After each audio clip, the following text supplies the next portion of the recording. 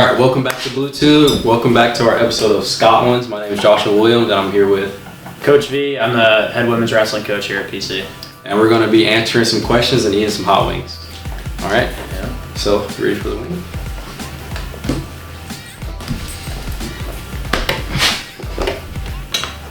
These are home cooked by Josh or by Carlos. A little bit. Alright, so the first hot sauce we have today is Shariqua's Hot Top.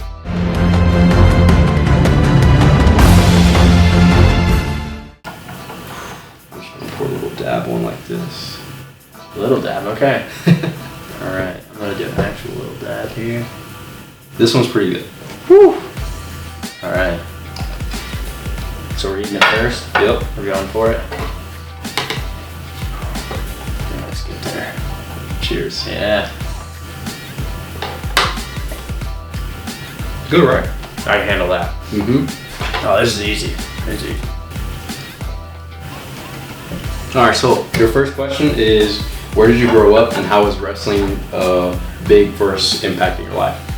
I grew up in New York, Hudson Valley area, and wrestling came into my life later than most, kind of end of 8th grade. My brother wrestled the year before that, so it kind of got me interested, and I'd say after my sophomore year of high school was the biggest impact it made on my life. It's kind of when I started to see a difference in kind of just the sport and who I was becoming. Do you remember like a specific moment like in your early wrestling career that really shaped, oh yeah, this is my future? Like was it like a state finals match, or was it just like a senior night or something like that? Worse. I actually had 3 moments my sophomore year, and all of them were losses. And that's actually when I decided, you know, I'm gonna really go all in on this thing and figure it out. So I had 3 losses to 3 different wrestlers from the same high school. Yeah, I lost in our dual, then I lost in our JV sectional, and then I lost in our varsity sectional. All 3 different kids, same school. So I was like, I'm done with that. Yeah. And then I started going all in. How old were you when you decided to go all in? That was my sophomore year of high school. So finished out sophomore year, and then every day of my life for the next 10 years was dedicated to getting better at wrestling. So, yeah. That's good. All right, let's get the next one going. Round 2. Here you go. All right. So second hot sauce we got is the Seed Ranch.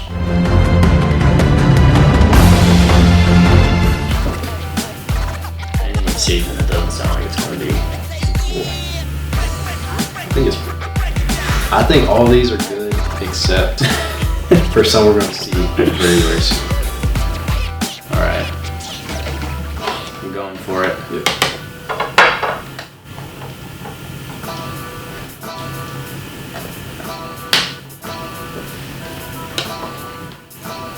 That's good, but you can tell. It turns up a little bit. You can tell. He's down talking. He's done this one. Yeah, first time with definitely a bit of a kick in the stomach. Oh, good. Good. I have a totally empty stomach, so we'll figure that out. So, what made you realize coaching, not just competing, was one of your true callings in wrestling? Actually, around that same year, I had asked a couple of friends to join, and so we had a really good high school wrestling program. I was definitely one of the worst kids on the team, but at that point I was like getting interested in it. So I asked a few of my friends to come out for the team that did some other sports, and they were kind of done with them. Mm-hmm. So at that time I just started teaching them everything I know, and kind of just became a common theme when I was a senior. All the freshmen that came in the room, I was always the guy that was like working with them extra and doing that kind of stuff. And then I also had a younger sister who was about 10 years younger than me, and I kind of just started teaching her everything that I know, and she kind of like made me all fired up for just coaching in general, because like I saw very quickly like how well, if you teach something really well, how quickly it can make an impact. Yeah.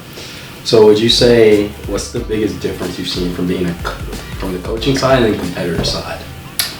Oh, wow. There's definitely a lot of differences. I think the number one difference would be patience. As a competitor, you definitely need patience, but you know, I think you're more apt to just jumping in and going. As a coach, you really got to make sure you're thinking things through before you're making decisions. Mm-hmm. So. Do you think there was, you mentioned that you coached your little sister. Was there a moment with her or like a moment with a different athlete where you realized, oh man, I love coaching?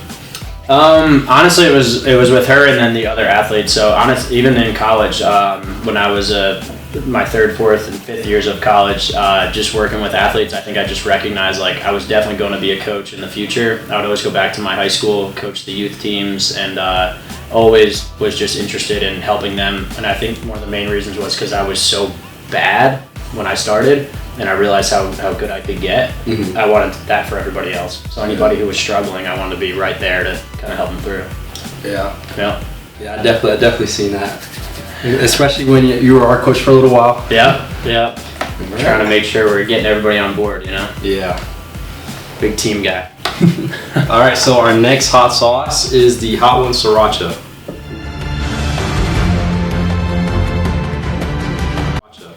Ooh, love sriracha. I think this might be one of the best. I'm going like full wing every time, just so you know I'm getting my money. You said this one's the best one for you? I think so, yeah. Okay. Best consistency. Alright.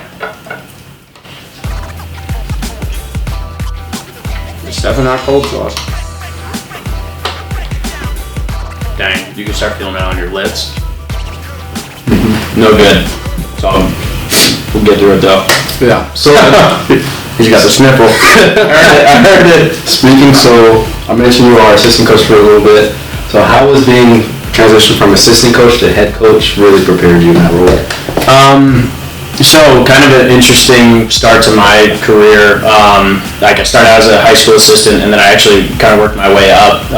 But after being a high school assistant, I was actually a head coach at a junior college. So I had head coaching experience before then deciding I wanted to continue to move up on the NCAA side of things. Mm-hmm. So I left that head coaching role to take another assistant role and get my master's degree.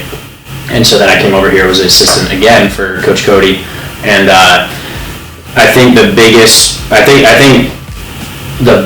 takeaway I have from being an assistant is just learning all of the things that assistants do in order to make sure that the foundation of the program is strong.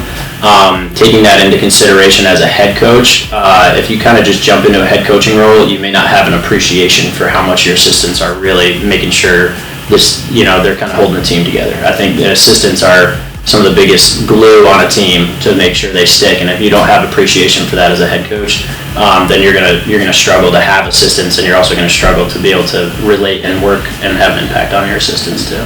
Yeah. So how was the transition like from being a men's coach to a women's coach? Great question. I think there's a lot of differences, but there's also a lot of similarities. I would say girls definitely. Or women, I think I would say have a lot easier of a time taking on new skills on the men's side especially, and I would say maybe even just in our sport. On the men's side, some of the men have just been doing it since they were so young, and on the women's side we do have that now, but when I was just getting started, one of the things I saw was just the open-mindedness. I think that's very apparent on the men's side with the people who really want to get better. But as an average, I'd say on the women's side, we're seeing a lot more open-mindedness and just excitement for everything they're doing. So love that. The energy is totally different. So a lot more smiling on the women's side and a lot more getting rowdy for your teammates and things like that. So just a different energy. So really exciting. Always a lot of smiles. Always a lot of fun. I think that's a big difference. So. Do you think that transition, especially for you having a lot of coaching background, helped the transition here? Yeah, I think all the things that I went through growing up, through coaching my own sister, being able to coach some girls through my wrestling club that I had started, also coaching youth level, high school level, junior college level, kind of knowing those different levels got me ready for what to be prepared for here. Yeah. All right, so this next hot sauce, we have the Alchemy hot sauce.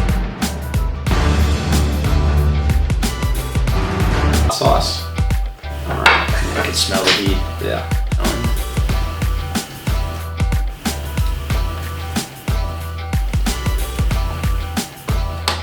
A little fruity. Mm-hmm.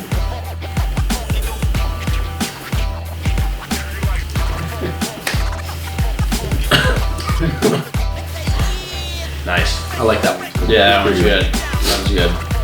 All right, so what values do you want Presbyterian College Wrestling to be known for? Like, what are some of your core values that you really preach to your athletes? So we actually have 4 core values that we kind of have as our pillars. It spells out the word grit. So gratitude, resilience, integrity, and trust. Those are 4 things we talk about frequently, and just we know are necessary in order to have a team that's coming together, but not just for ourselves, but making an impact, and also just consistently growing. So I think all of those things are big for us, and also spelling out the word grit. I think that's one big thing that wrestling in general, and as a wrestler, you kind of need that. You need that toughness, you need that grit. So it kind of helps to have a little bit of that too. And I think we're pretty well known for that already. So yeah. So what's your process on the day-to-day like to make sure everybody really understands to like get that grit themselves? I think it definitely changes daily, but I think being able to point out scenarios in real life and compare our wrestling to how our walk is going in our journey, and being able to relate that to different people on the team, right? Because not everybody on the team is exactly the same. So certain people are gonna take to one aspect or one story or one way of putting it, right, differently than another person. So if you can kind of make some of those different scenarios pop up, you'll get different people at different times jumping on board. Yeah. So with your values, what's something you refuse to compromise on, whether that be like bad habits for athletes or anything like that, that you take to heart as a leader of the team? I would think integrity is probably the number one that comes to mind, is somebody who kind of isn't who they say they are. Or maybe they are who they say they are in front of you, but when they're behind closed doors, they're a totally different person. So I think that's something that makes coaching a struggle, is when you have different versions of different people. If you're the same person all the way through, I think you're a little more able to kind of get on board, because you're not fighting, being the person you want to be in front of your friends versus the people you want to be in front of person you want to be in front of your teammates. If those 2 people are the same person, it's a lot easier to move forward. Yeah. So can you tell us a little bit about lighting the way?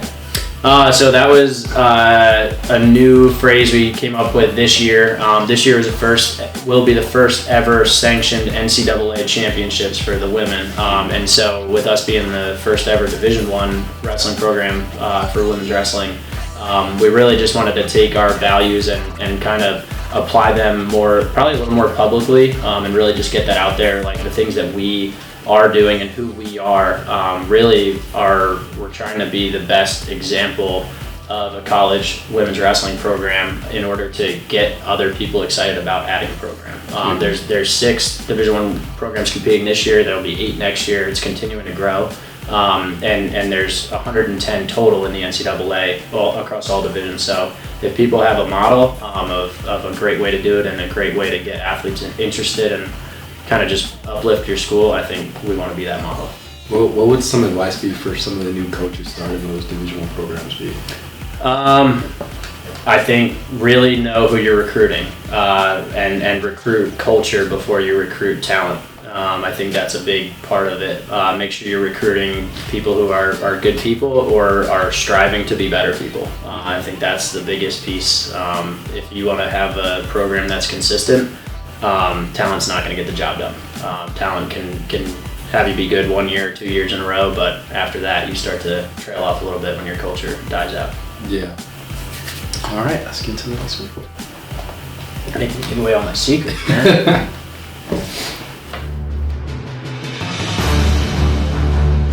Last one in the first round. Next we have hook and arrow. Make sure you shake it up. Oh, Some of these get like solid. I shook it right before Okay. we started. yeah, it didn't sell it yet. All right, hook and arrow. I really hope I don't taste the hook. I guess or the arrow.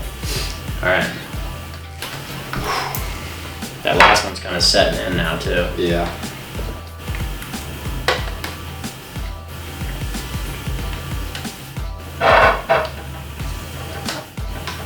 That's a 3 on the heat scale. Whew. All right, so what's something that separates athletes that just survive going to practice or survive college wrestling rather than someone like fully thrives in the sport and they're starting to see some success later on or early on in their career? So you're saying, like, what is the biggest difference, like, between those two types of athletes? I mean, I think really people who are grateful for the experience there or the opportunity that they're getting. You know, I think when you can see somebody's truly appreciative and really can feel, I don't know, I guess just gratitude for their program, I think that's, like, just gets them to show up more.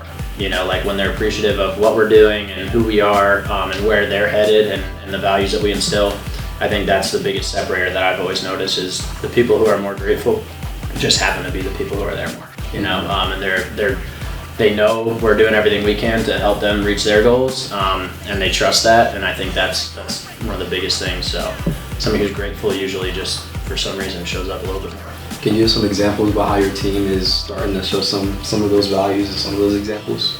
I can give 1,000 examples. I think they're doing a great job, and over the last couple of years we've been really building that up. So I think I think one of the biggest examples is they show up. You know, I think we have a really I think we're blessed with a pretty good number of athletes who are all in.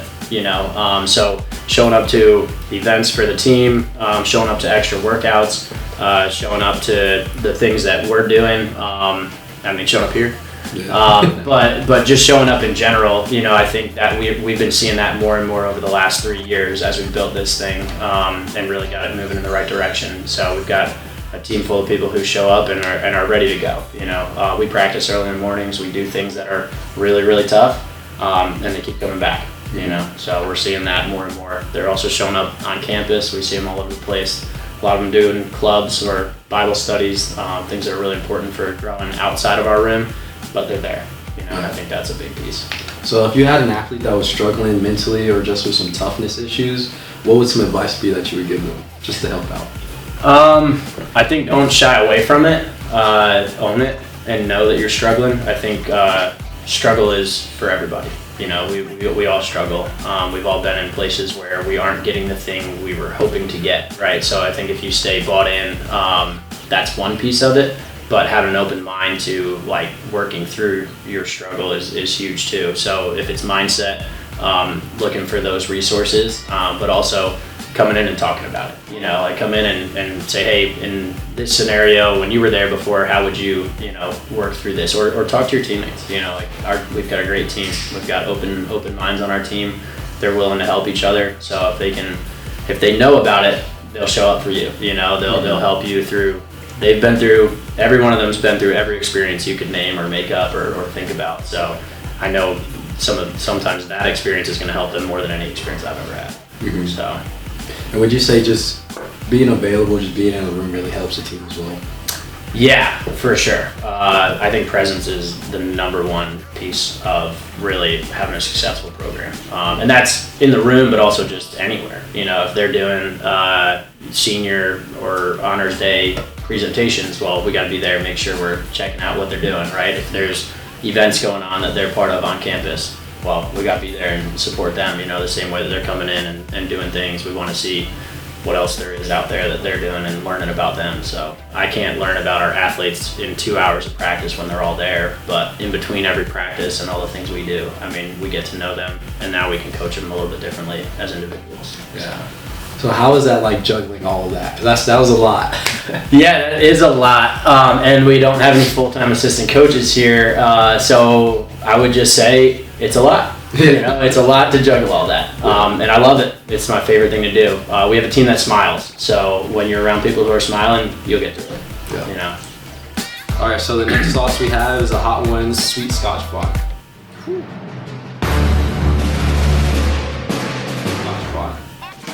All right. This looks like a mustard base. Yeah. You loaded that one up, man. You must know something I don't. Come on, man. Yeah, it's pretty simple. Yeah, I might have to. Oh, there we go. All right.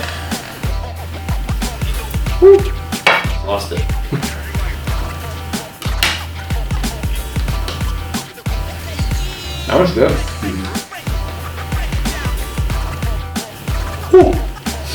Sounds good. It takes a second. Yeah, as soon as it hit the back of my throat. Wow. So what's one challenge today's wrestlers face that when you were wrestling you didn't really see coming up too much? Ooh, social media. So I think they see things and that becomes, rather than a learning piece, sometimes it can become just a distraction, right? Or a different level of pressure. Mm-hmm. So if you see things and it's a popular thing or it's cool, like sometimes you want to mimic that, but then there's other times where you got to wrestle that person who did the cool thing, right? And then you're like, oh, but they did that cool thing. So then it takes away from a lot of what we're working on in the room and stuff. Just puts a little added pressure. I think it's different. I think it's a new challenge, but I definitely think there's ways around it. What about the transfer portal? How is that? Transfer portal is interesting. We, knock on wood, but we don't really deal a whole lot with it. We have 0 wrestling transfers on our team. And we actually have had no transfers from our program that we kind of haven't said, hey, this isn't right for you. So I do believe the transfer portal is something that does add a new twist to college athletics, just because it keeps doors open that otherwise were way more challenging before, but I think with good reason. But now it's a little more wishy-washy. If somebody's not committed to your culture and doesn't really trust what you're doing, well, then they're probably going to find their way into the transfer portal. And sometimes that's the best thing for a team. But other times, sometimes they're so focused on there being so many options out there, they're not grateful for the one they have. And you see that across college athletics big time right now. Yeah. So What's a story you would say about the transfer portal, good or bad, that you would like to bring up? I'd say if it was just a general story, athletes having more eligibility due to a red shirt, an injury, and being able to go use that 5th year of eligibility after graduating from their 4-year program and getting a master's degree. I think the best thing that's happening right now is you're seeing a lot of athletes getting master's degrees because they have more time to play. So I think it's awesome. I think it's great if your school offers that master's and they can stay and get it. But if not, you have eligibility left, why not go utilize that at another school? That has the master's you're looking for, maybe another team, another opportunity out there. Maybe you were behind somebody for 4 years, and you didn't get your shot, but you knew that if you were able to just make that team, you'd get on the podium at the national tournament. Yeah. It happens all the time, and then they go use that 5th year at a grad school, and now their dreams are coming true. So I think the opportunities there are huge, because it used to be nobody would want to transfer, it would be very looked down upon. They would graduate and then they'd just be done forever. No master's degree, no 5th year being used eligibility wise. So I think now there's more opportunity on that side of things. So regarding more of the bad side of the transfer portal, you may get some athletes that look at the transfer portal more so as a mindset or a scapegoat. How would you as a coach combat that, to not let it spread to especially more athletes on your team? I think the presence piece is big. It's big for coaches, but I think it's big for athletes as well. If you're always looking, what's the phrase? The grass is not always greener on the other side, right? But it sure looks like that from a distance, So I would just make sure people are really, really doing their homework to know that if they go in the transfer portal, that they have some sort of a destination and they know what they're really getting into. I do believe our culture is very strong, and I'm proud of it, for sure. So I believe heavily that if somebody's going to make a decision to go to another program, they better be ready for a culture that's not as strong as ours. So. And if you had some advice for somebody that was looking at in the transfer portal, or just like a heads up, what would you tell them as a head coach? 80% of athletes who go into the transfer portal never get a phone call from the coach. So. Yeah.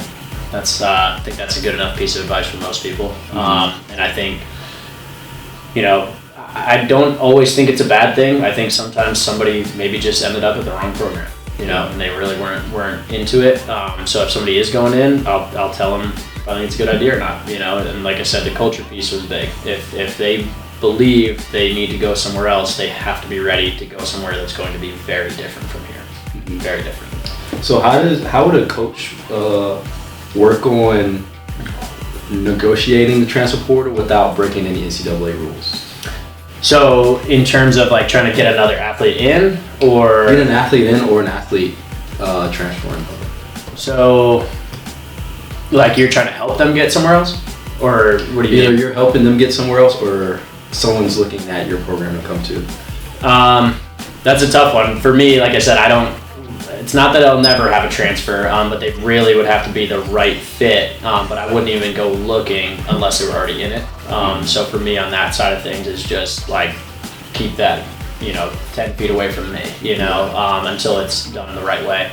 But if it's an athlete that we're trying to help get somewhere else, I mean, we'll sit and do the research with them, and then we'll entice them, not entice, just give them the advice to go in so that if somebody we don't know about or haven't seen yet, and it's great for like a lot of seniors graduating, right? Well, if they have eligibility, put your name in the portal because you might get a phone call from somebody that says, hey, we want to pay for your master's degree and if you come wrestle for us, or if you're, like I said, just not a good fit or you want to be in a different location, well, we're not, just because somebody leaves our program doesn't mean we hate them. We definitely want to help them find a new home that is a better fit for them. So if that's what we've got to do, then that's what we'll do.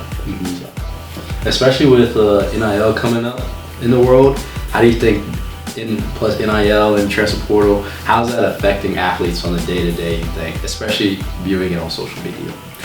I think that's another tough one because it's the 1%, right? So the 1% are getting big money deals, maybe 2%, right? They're getting big money deals, they're doing things like that. So just because you go in the transfer portal doesn't mean somebody's got money waiting for you. You have to be the right fit for somebody. You've got to be somebody who's got big accomplishments and a lot of upside too. Not just, hey, I was good once. Like they want things from you. Money is not just given away for free, right? Yeah. So going somewhere on a deal, you better believe there's expectations to follow up on your end too.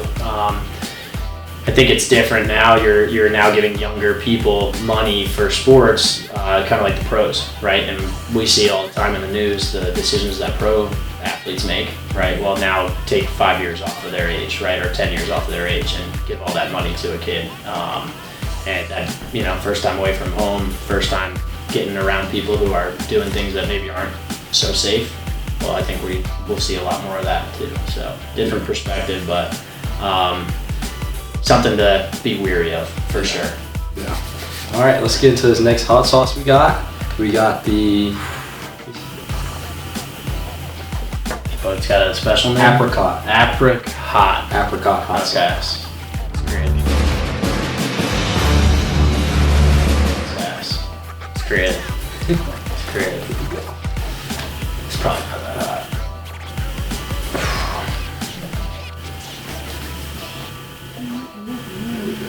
I'm telling you, the ones that aren't red, they scare me.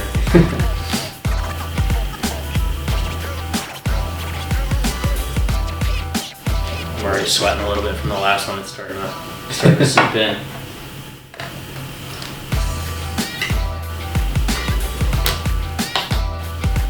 That was pretty good too. Mm-hmm. Not too bad though. They taste pretty good. It tastes good. Yeah.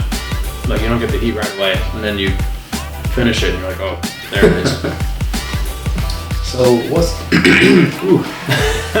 hit in the back? Got him. So what's the hardest conversation you've had to have with an athlete as a head coach? Oh man. I don't know if I've ranked them before.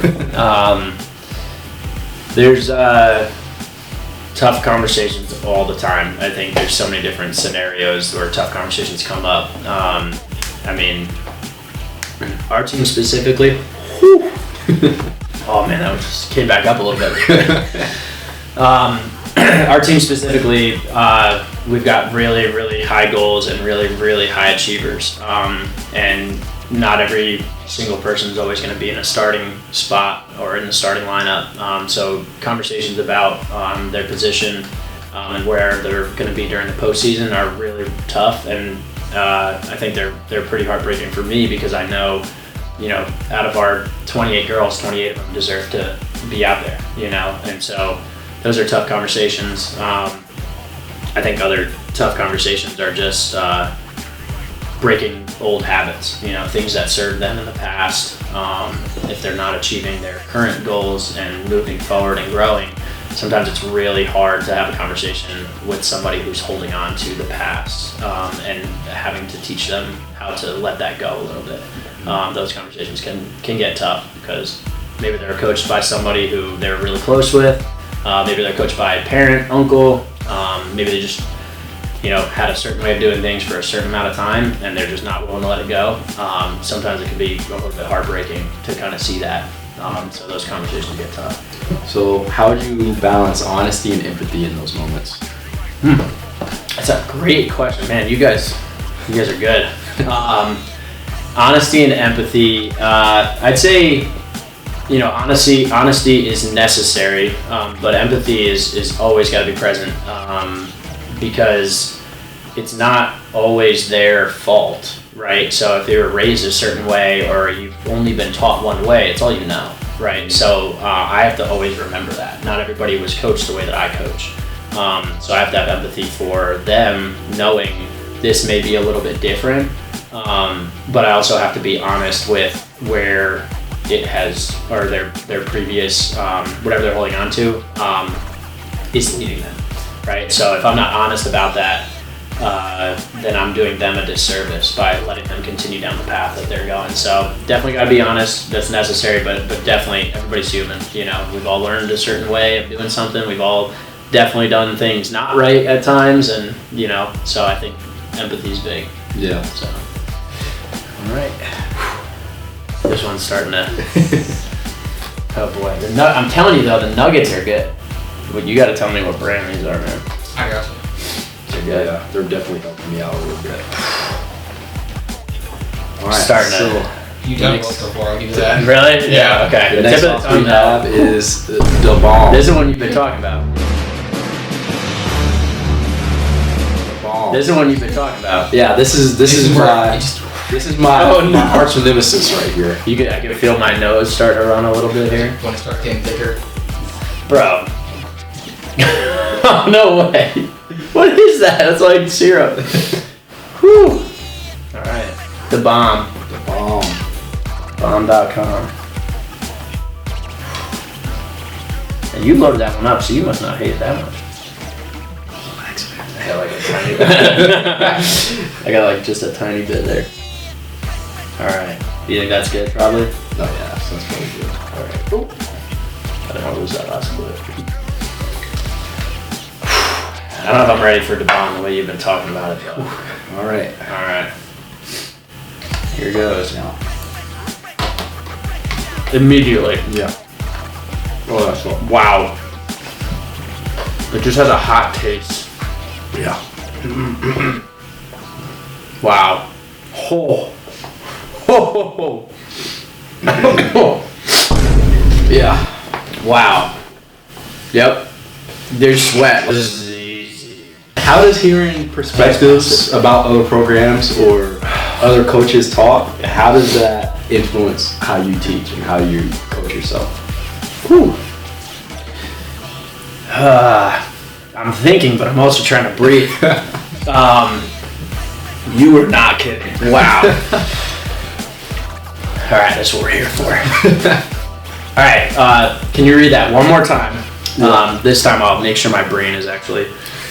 How does hearing different perspectives about different programs influence how you coach and how you teach?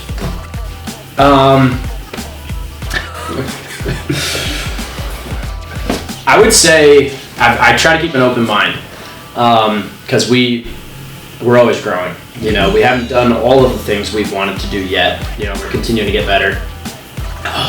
Just like this hot sauce continuing to get hotter. Wow. That's intense. So we definitely have an open mind, but then we also do learn from where other people may, like I don't want to do something that didn't work for another program if we saw the negatives to it, right? So definitely want to keep an open mind. I talk with a lot of coaches around the country all the time. So coaches that are at the top, coaches that are hanging around the middle, just building up, and coaches in different divisions. So men's teams, I'm always asking questions. So I see something, if it's interesting to me and I wonder if maybe we need that, I'll shoot them a call, I'll shoot them an email, I'll check in and ask how we can implement that, or ask what the impact has been on their team. And then also if we see things not going so well, hey, what happened? You know, like, how can we avoid this in the future? How can we avoid this with our program? Definitely keep that in mind. What's one of your most surprising perspectives you've ever seen, especially from like a different program or a different coach? Interesting. Surprising as in, I was surprised by the results? Yeah. Or surprised by like how people like went there? Or I guess, I don't know, what would be? Surprised by the results. I just drooled. Wow. Whew. Well, I'll say this, there's a Division III program, and in women's wrestling, all divisions compete against one another. Division III program right now, that's one of the top teams in the country. So sometimes that's surprising to people because their athletes all have to pay full price, you know, and I think that's something that's big, and just culture through that. So knowing, hey, you don't get to say all the things that the scholarship schools get to say, but you're still getting some of the best girls in the country. I think, to me, I don't want to say I'm surprised because I know how they're doing it, and I know they have a great culture, and I know that they're doing all the right things, but I think to others outside looking in, it's a surprising feat, you know, for them to be one of the top programs in the country, for sure. Considering other programs can give people money, you know, money talks. So, yeah. Money talks, so do results. Yeah, that's a fact. All right, let's get to the next one. I don't know. Should have brought a tissue. Woo! All right. Next sauce we have is called. Sheesh. So the bomb. What's worse? We're about to find out, I guess. But The bomb hurts more. I would say sucker punch is a little bit more hot. yeah, good. Yeah. What does that mean? I don't know if that's. You saw that? Oh man, I can't think. Yes. All right. I'm telling you that last one started kicking in. Yeah. I just want to say it's hot sauce, not ketchup, man. I don't know if I'll put that much I saw him do it, but I'm going full nugget though. Every bite's a full nugget. All right. Here we go. I don't know if this is not a good idea, but it's all good. All heart. No brain. All right. Beyond championships and records, what does success look like for you and your team? Oh wow. I think success comes in a variety of ways. To me, I think the most successful we could be is for everybody in our program to be really happy about where they're headed and what they're doing and how they're doing it. I think those things will lead to trophies. I think those things will lead to cool accomplishments. But if we can really just love what we're doing and just really buy into being the best version of ourselves, whether that's you know, in our walk with wrestling, in our walk with Jesus, in our walk just in our community, I think that's the level of success that I'd like to see. And I just firmly believe all of those things lead to success in whatever you're doing, whether it's a sport, business, life, you know, family. Those things are all so important. So if you put those things first, you'll get cool things with it. What was a moment from last season that you would say it really makes you proud as a coach? So if I could be specific about an athlete, there was an athlete that we had, and I was proud of so many different athletes last year, so many big accomplishments. We had an athlete who wasn't able to compete until the second semester, so couldn't start wrestling until halfway through the season. And just was not at the level that they wanted to be. And understandably so.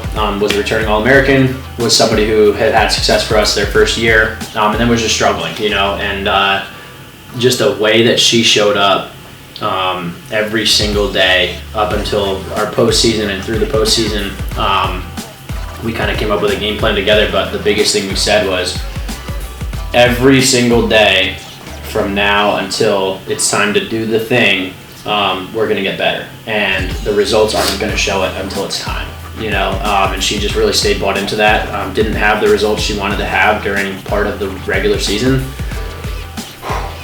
which continues to make things tougher on an athlete mentally.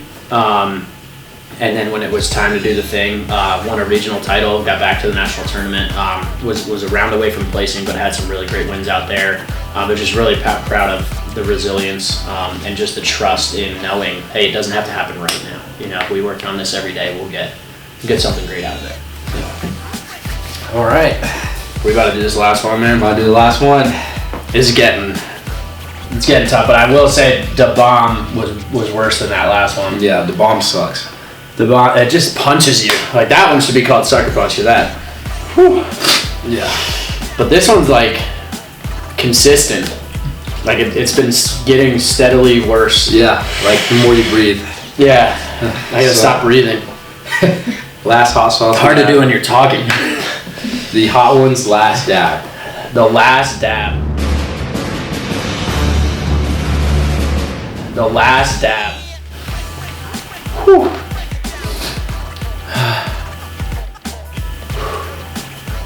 The sweat did tone it down a little. Oh, are you like, oh. Yeah, I shook it up a little, but it's kind of thick. Bro, that's, There you go. I don't know if I could do that.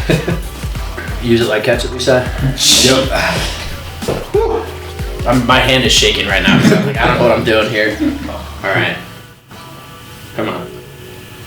A little more.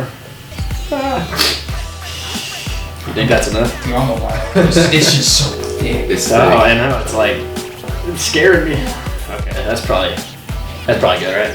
I'm About the same. yeah. All right. All right. It's good though, because it's already hot, so. Yeah. Okay, you ready? Yeah. This is it.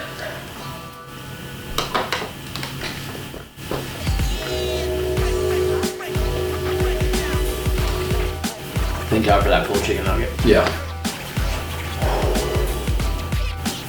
Yep. All right. Went straight into the back of my. When your coaching career is over, Oh no. Yep. when your coaching career is over, how do you want people to remember you? Oh. For this. Just kidding. I don't know how much art I had in the Scott the Scott Wings challenge. Great question. I don't know if my coaching career will ever be over. One. So I do think even beyond any sort of retirement or anything, I'll always kind of be involved in coaching in some way. But I think that's really what I want to be remembered as, is just somebody who's there. Somebody who's there for people, just open-minded, willing to help in kind of any scenario. I think one thing that stands out to me in people is I can really see when somebody is driven, and when I can see when they have a desire for something, and any way that I can help somebody work towards that. I want people to know that I really would do whatever it takes, so just I would love to be known as somebody who, if you are near me and you have goals, I'm gonna help you get there. Whatever I can do. If I have something to offer, I'll offer it. If I have, resources I can hopefully send you to or get you in touch with, I want to be that person. I want to see everybody at the top. So, what's something you hope a former wrestler years from now would use if they start coaching that you taught them? Ooh, everything. I think I like the empathy piece that you brought up earlier. And I think that's something I continue to work on, is just know your athletes and understand that everybody has come from something and it doesn't all look the same. So if you can really grasp where somebody's coming from and have empathy while also being able to be honest with them, instill good morals within them and practice values, I think that's something I would love to see myself even continue to get better at, but also for athletes to take, is like think of people as people before you ever think of them as an athlete or as somebody who's doing something for you. Always remember they're a person and they're working. They're trying, they're showing up, and they're doing the best they can with what they've got. So here at PC, tell us a little bit about what you're trying to build and like how you're building. Tell us about the legacy you want to leave here. Well, kind of like I said, we have a program that is very, very special, and we've got a pretty cool, thing that we did in order to get this started. Being the first ever D1 women's program, like that'll never change from being at PC. That's where that happened. So I think legacy-wise is, we talk a lot about, Presbyterian College is not the biggest Division I school in the country. It's the smallest, and so it's easy to look at what we don't have by seeing what's on social media, by looking at other colleges when we travel, by having friends that go to other schools, right? So I think one big thing that PC, we've got to do is we've got to make it work with what we've got and then continue to strive for more, right? So legacy-wise, I want us to remember, like, you can't win with what you don't have. So be grateful for what you've got, and then optimize everything that you've got, and I think that's why we're such big people, right? Because resources aren't always going to be the thing that gets us to the next level. It's really going to be optimizing what kind of people we're bringing in here, So I think if kind of anybody takes that on, it really will elevate all of the athletics in PC, but also normal students too, students that aren't doing sports. You want to get the very most out of what's right in front of you, and so I think that's something that we want to definitely be that program at all times. We want to show up to things, we want to make sure we're getting internships, we want to make sure we're utilizing, I think in the last 3 years, we've had over 8 girls take study abroad trips or McMaster trips, as they call them here. We've had at least 15 girls with internships in their freshman, sophomore, and junior years. So I think that's the biggest thing for us, is like be involved, be plugged in, optimize, everything we've got here, and then be grateful for it and strive for more, because we've got good stuff, but we can work towards having better stuff too. All right, thank you. Made it. We survived. I tell you though, this one, you're not kidding. Yeah, you're not kidding. sucks. That one almost took me out. One almost took me out for the whole. This is by far the worst one. Whew. I actually. Yeah. This one, I don't know if I got the kick I was expecting. This one just dragged on. Because you asked me 2 long questions on that one. Whew. I can still feel it. But that was good. Oh, you know what? I forgot we had this milk here. Yeah. All right. Thanks for coming on the show. Yeah. Thank you guys. Appreciate it. Go Blue Hose.